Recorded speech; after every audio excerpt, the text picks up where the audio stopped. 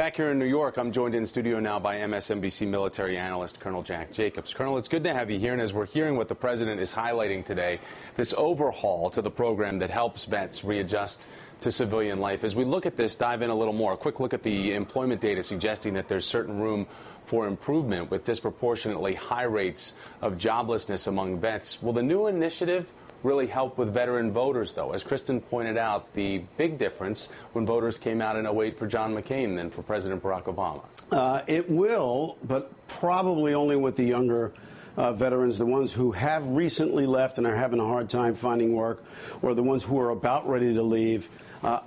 And I think it's going to show a great deal of success between now and November before it's going to have, and has to be publicized widely before it'll have a positive impact on how many people, how many veterans are going to be voting for the president. And they have a new video out today, the president does, showing exactly the initiative, the announcement of it, but also the president welcoming veterans home. Take a listen. We need a president to bring service members home and help our country get back to where it needs to be. I think the person who can do that is President Obama.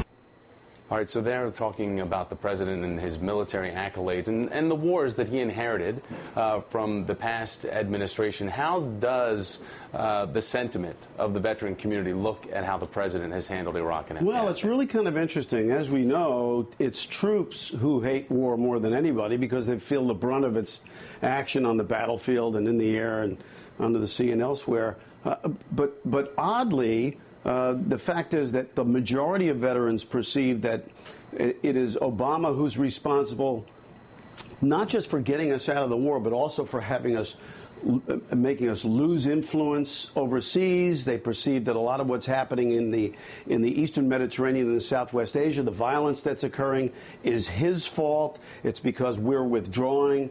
We're reducing the size of the military, despite the fact that it was the Congress actually who decided that we would sequester if we didn't reduce expenditures. But the blame by the veterans cohort is on Obama, and he's going to have to do a lot more to convince veterans that he's doing the right thing at a time when they perceive that he's not doing it. Colonel, as we heard from Kristen, that the VFW will be hosting Mitt Romney tomorrow. This is a person that doesn't have any foreign service, didn't serve. His foreign service experience truly limited from a governmental capacity. How do you think he's going to be received? Probably lots better.